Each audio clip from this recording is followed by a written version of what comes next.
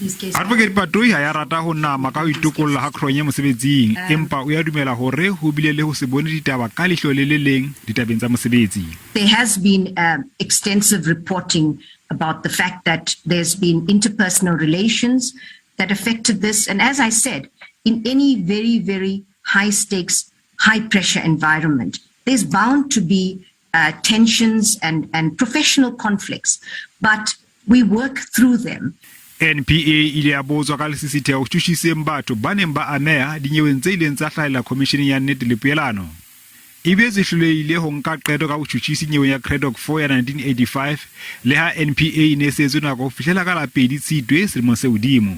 It's 27 years after democracy, and we're still talking about the backlog on non-prosecution of apartheid crimes.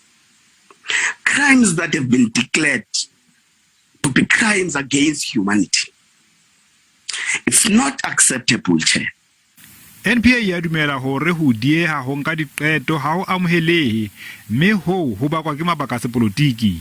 Jwale NPA le di-Hawks e theile sehlopha sa bafuputsi ba 40 le batjhutjhisi ba 25 ho fuputsa dinyewe tsa TRC.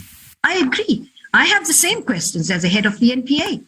But moving forward, this is what we are doing to address this, because what happened in the past is completely unacceptable. And we know that there are a whole range of reasons. There were political reasons that these cases were not brought to court. They were not investigated. Le ha le jwalo NPA e re nnete ke hore ho ka etsala ho sebele batho ba tshushiswang dinyeweng tseo kaofela. Empa e bang e sa kgone ho tshusisa bopaki bo ntse bo le teng makgotleng a dinyewe bo e ka etsang qeto ka bona.